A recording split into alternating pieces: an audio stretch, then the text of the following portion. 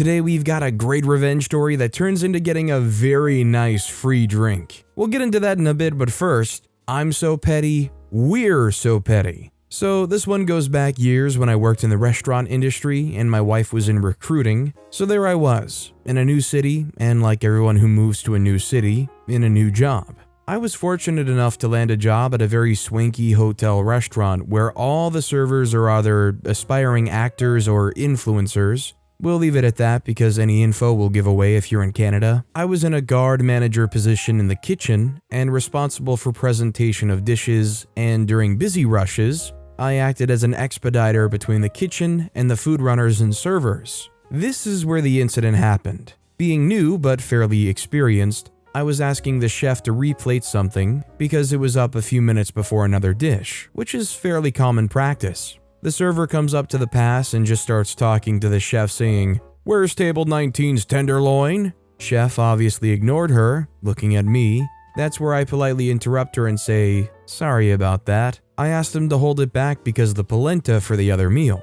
That's where I was stopped. She looked at me sideways while still making eye contact with the chef, says, "Why are you talking to me?" I immediately apologized and excused myself to obviously continue with the busy dinner rush. Being new, I didn't want to ruffle any feathers. Turns out she was a pain, was getting let go fairly soon. Months pass, she was let go. Sitting on the couch with my wife helping her read resumes for this really well-paying job with a great future. You guessed it, guys. I had her resume in my hand. My wife knew of the incident from the day it happened. We both checked out the resume. She had the qualifications. But what resume? I didn't see any resume. I should mention this wasn't the only negative interaction with this person. There were quite a few between our first meeting and the sweet PettyRevenge. Honestly, while you're probably hating the job of having to go through all these resumes and look for people you think sound like a good applicant, it must be like hitting a gold mine to get a resume like this, have all those memories flood back,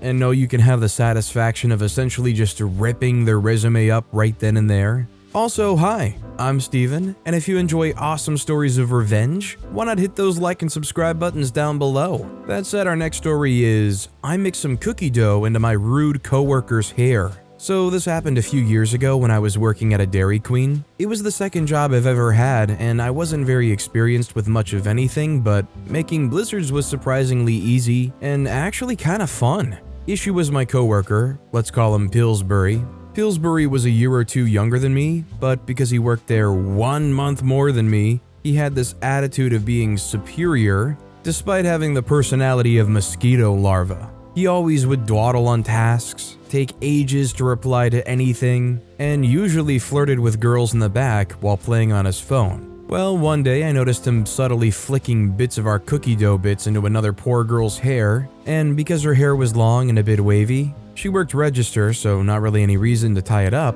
she didn't notice a thing. Well, I've had enough of this stereotypical jerk, so I started doing the same to his own dumb broccoli hair. You know, average white guy jerk cut that's been making the rounds lately. He also didn't notice anything until I accidentally flicked one right into his mouth after he unexpectedly turned around. He choked a little bit before getting all pissy with me, where I just shrugged and said, "Your fault for not noticing." At which point he seemed to catch on and pulled a wad of maybe 20 bits of dough from his hair. Fortunately, he's not smart and ended up dragging it all through his hair and making a huge mess. My wonderful manager came to me later that day and said, while it was hilarious and deserved, he watched everything almost on the cameras, he'd have to write me up.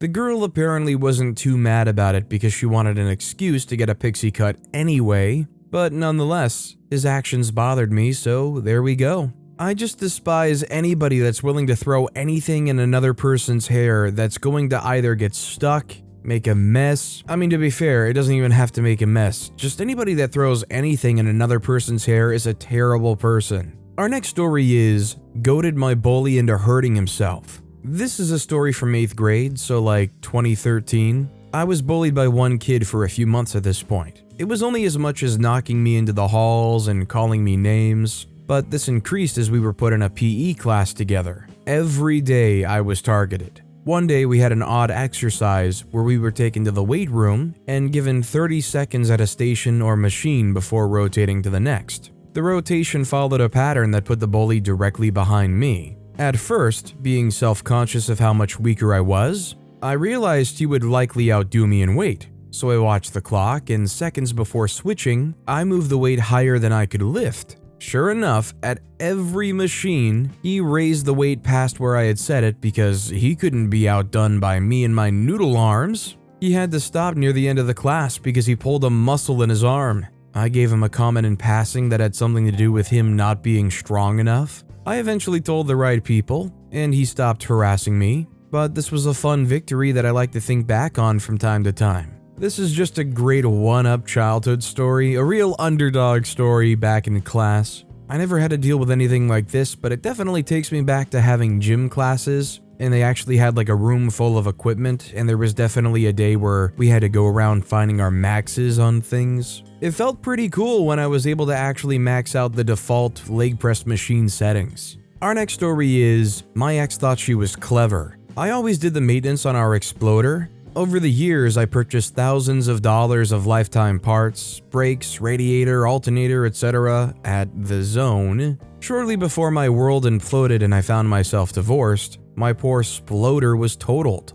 Fast forward a few months, I see that she has a new to her, same make and model. When she listed all the stuff it needed, calipers, radiator, almost all of the lifetime parts I'd replaced on our old one. So I informed the Zone that the vehicle associated with those parts was destroyed. Boy, was she pissed when she found out that the Zone wouldn't honor the lifetime warranty for the same parts on a different vehicle. Apparently, they're not even supposed to replace the parts at all onto another vehicle, and like the serial numbers have to match up and whatnot. But at the same time, there's probably a lot of workers at different zones that probably don't care too much. Our next story is Lord of the Rings again? Have fun going through your whole DVD collection. My ex at the time loves Lord of the Rings, owns the extended edition for all 3 films, and limited edition versions of the novels. Because I knew how much he loved them, I watched each extended version film 4 times with him over a time period of a month.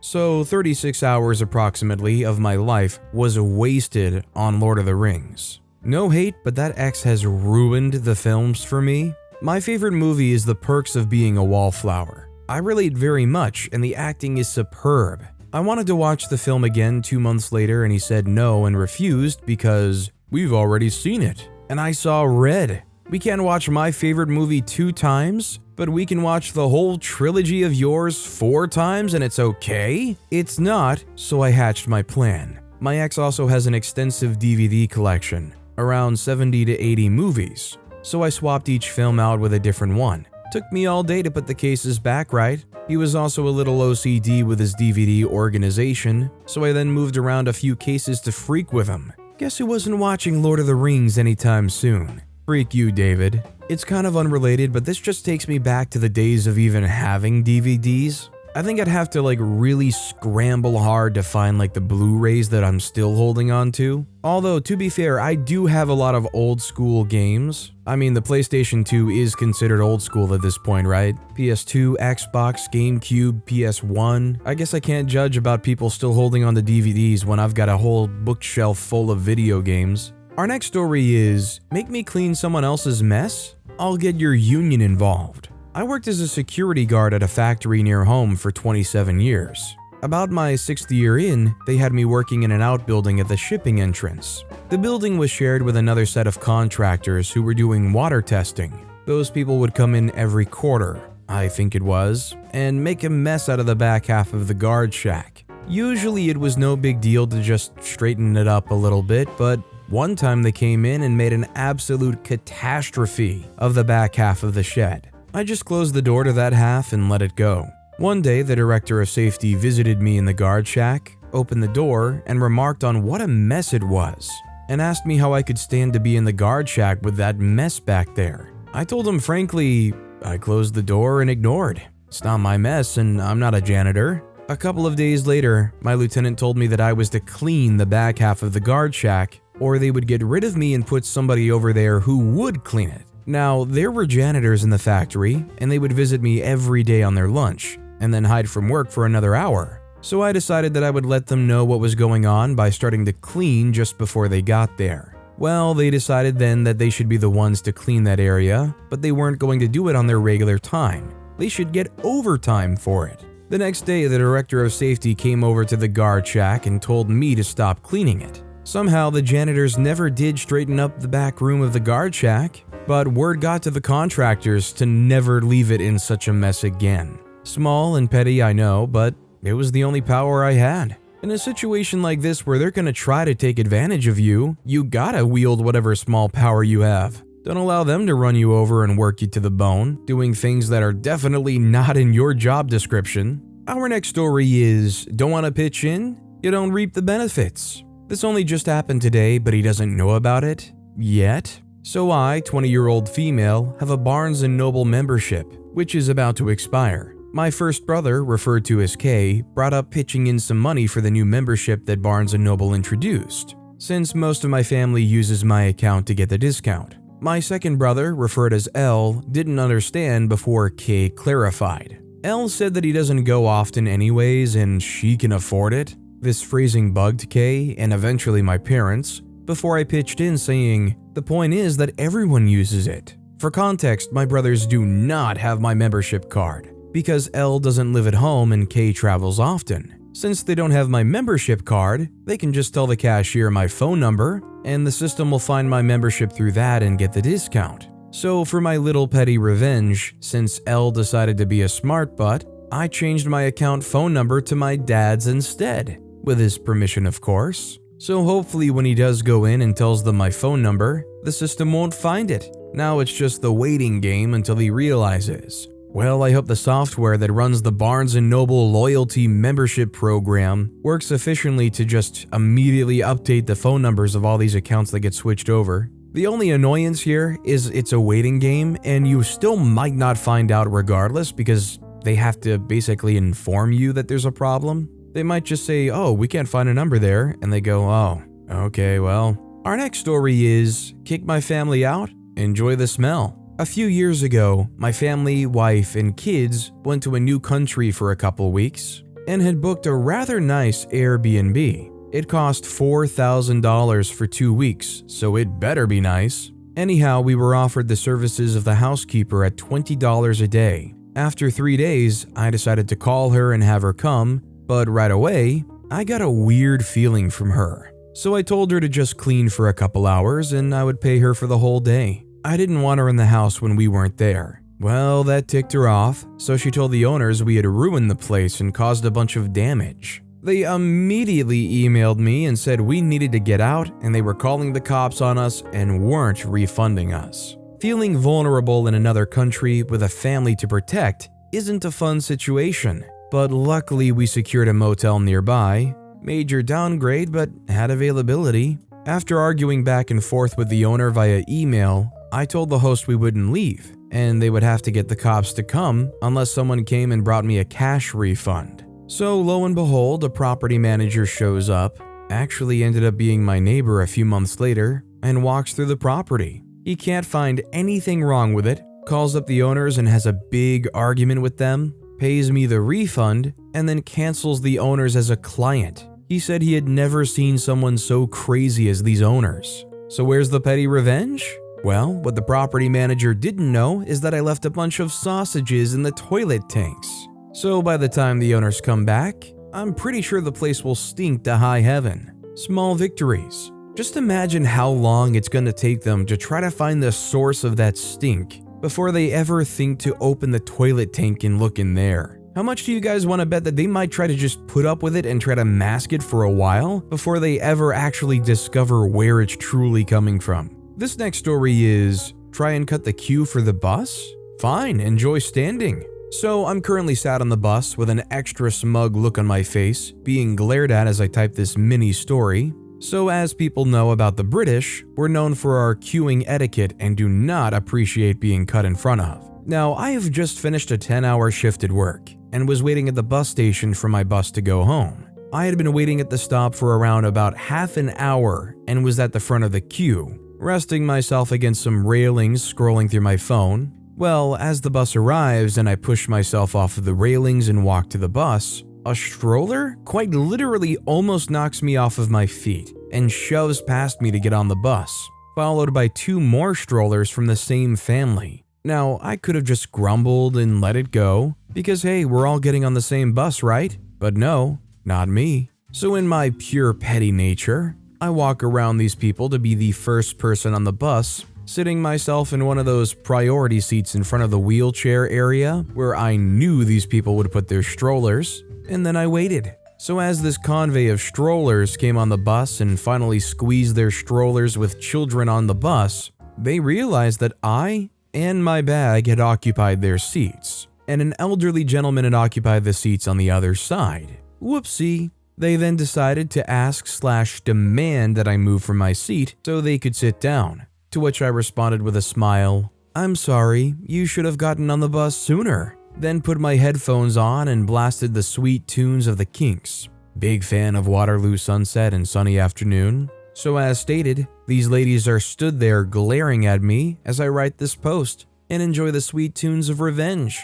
And remember, do not cut a queue in the UK. Say it with me, nobody likes a line cutter. There's nothing worse when you're in a line and somebody decides, well, I'm the main character, I'm important enough to go right to the front. Unless you have a legitimate reason to be doing that, I will always have some choice words for those kinds of people. Our next story is, he deserved it. Let me paint a picture. It was the end of the school year and finals were due. I was randomly partnered up with probably the biggest jerk in my class. We both were assigned to do different parts of the project. We each were supposed to do half of it, but he wanted different. He never did any work. The type of person to bully the nerd for them to do his homework. Let's call him AS, a whole student. Of course, AS did nothing and told me to do both parts, so I did. I put my name on everything he was supposed to do, and at the end of the presentation, the teacher asked, "Why is your name on everything?" AS started getting red.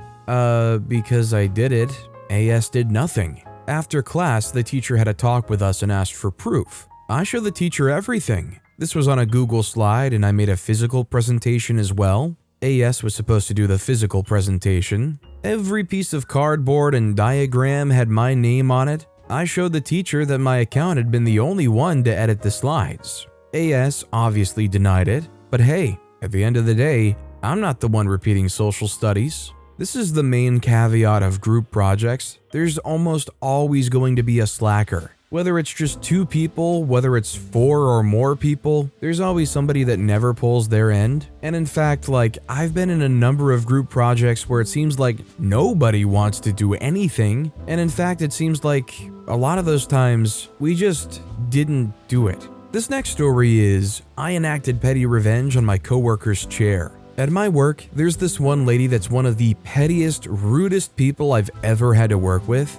She's been written up and sent to HR multiple times for discrimination and racist remarks, such as referring to her white self as a S-driver and saying the N-word in front of our black coworkers, and has shared personal information about them that is racially charged in nature. She's also discriminated against our ethnic housekeepers and tried to get them fired over the smallest thing. She also gossips openly about others to one other woman that is just as toxic as she is. So about the chair, it is broken, legit rickety, loose, and has pitched people onto the floor before and hurt someone's back who has a spinal fusion. Maintenance has tried to fix it, but it's beyond repair, and they suggested we just get rid of it. A group decision was then made to get rid of the chair due to it being a hazard, and it was marked for removal and set to go to the dumpster. The next morning, this lady shows up and went searching for this broken chair and went all over the building to find it and brings it back.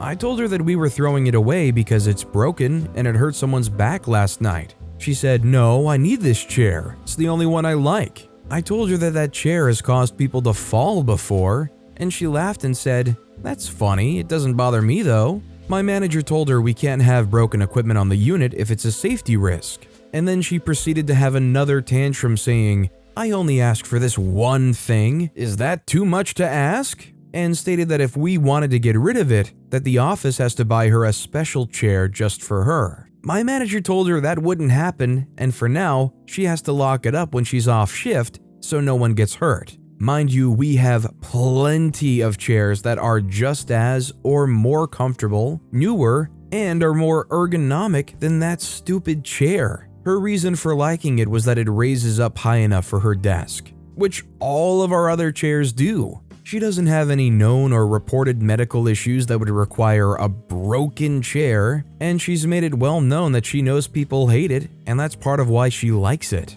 Following some more of her typical behavior towards the rest of the staff in the last few weeks, and yet another HR case being opened, I decided to use this week when she's on leave as an opportunity to make sure that that thing is finally disposed of. With the help of housekeeping, that thing is now gone forever. So considering I assume this takes place in some kind of office, considering that chair is broken, wouldn't that be nothing but a liability for that company to allow her to keep using that? Shouldn't the managers have put their foot down and said, "No, we cannot allow you to continue to use broken equipment at work here"? This next story is messing with inconsiderate neighbors. I live in an apartment building that is oddly designed, to say the least. My bedroom window directly faces the bedroom window of another apartment with about 6 feet between them. Problem is, the windows have no soundproofing, and my bedroom window buddies across the way have the loudest you-know-what I've ever heard.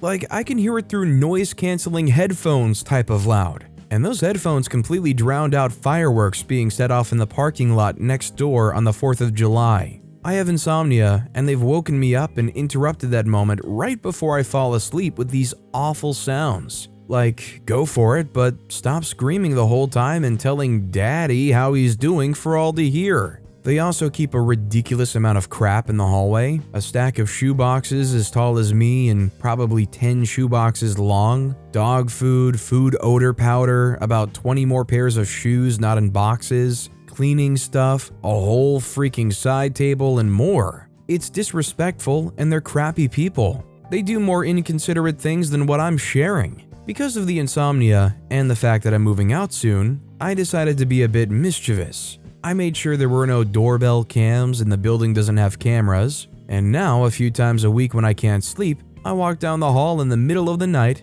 and move some things around and kind of hide at least one thing. All very subtle.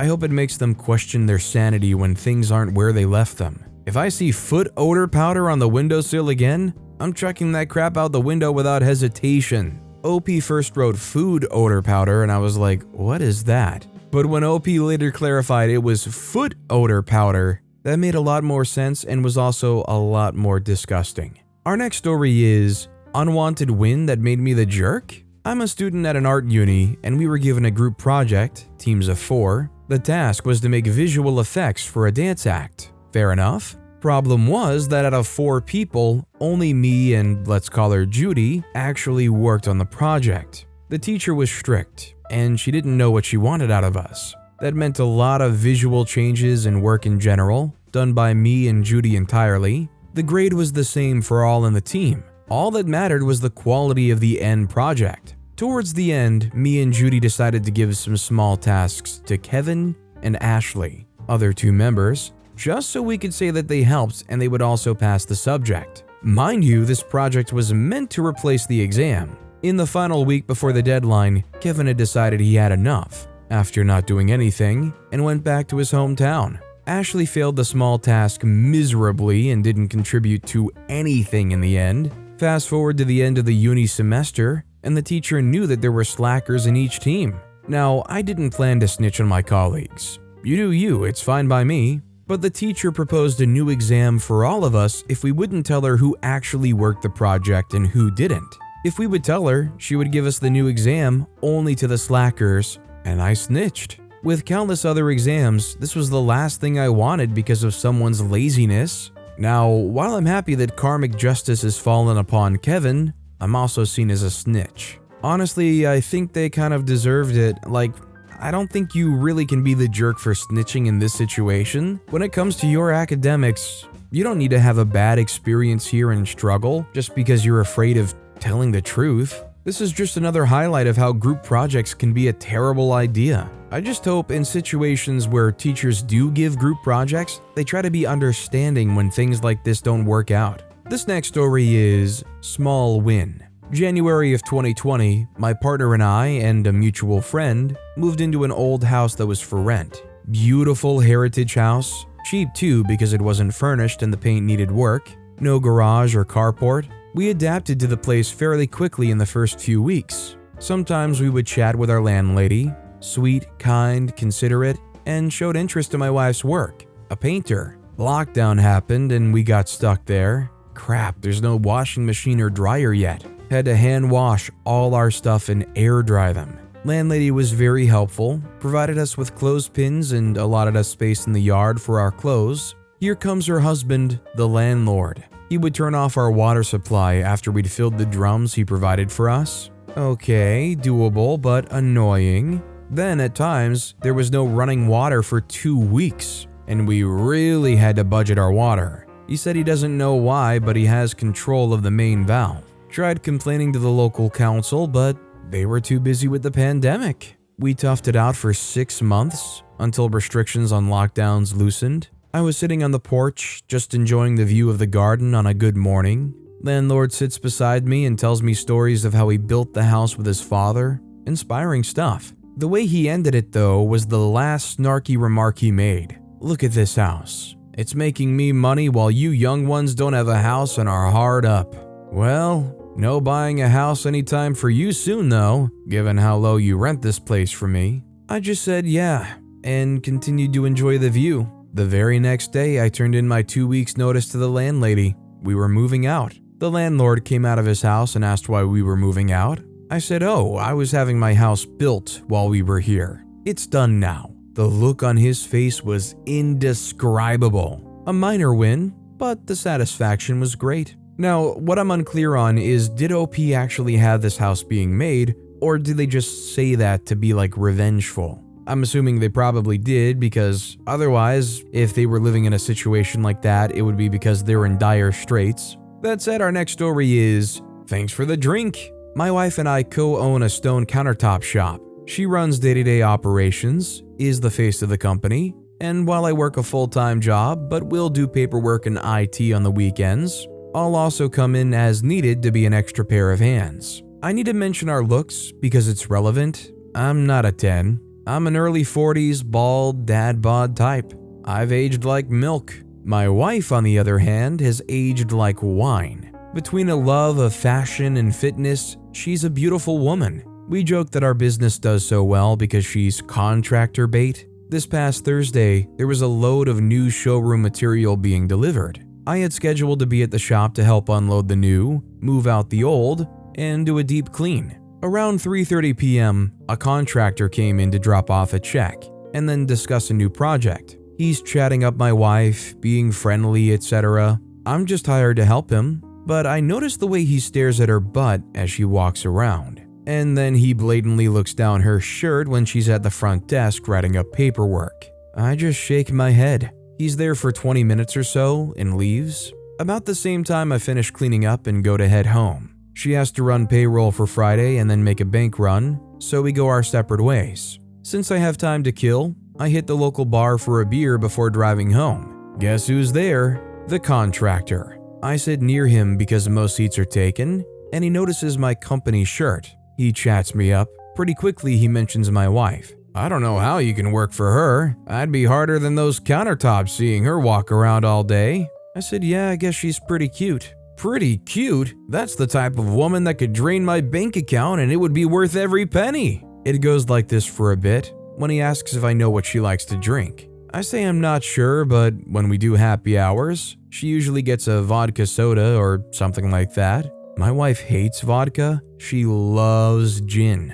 So imagine my surprise when she comes home from the shop the next day with a handle of Tito's vodka from a friendly contractor. Apparently she did a great job on the last project, and he wanted to say thanks. I'm typing this post on Sunday morning, enjoying a Bloody Mary with that man's generous vodka gift. OP apparently also told their wife later about the story itself, and she said she always felt he was a touch creepy. So hey, happy to milk this total jerk's wallet dry. Well, not really, but hey, nice to take something, right? I mean, if you have to put up with his creepiness, at least he slightly made it a little bit better at the very end, right? But with that being said, that's all the time we have for today. Now, if you want to hear another awesome revenge story, check out that video on the left. Or if you missed my latest video, check out that video on the right. That said, I'll see you all next time with some more stories.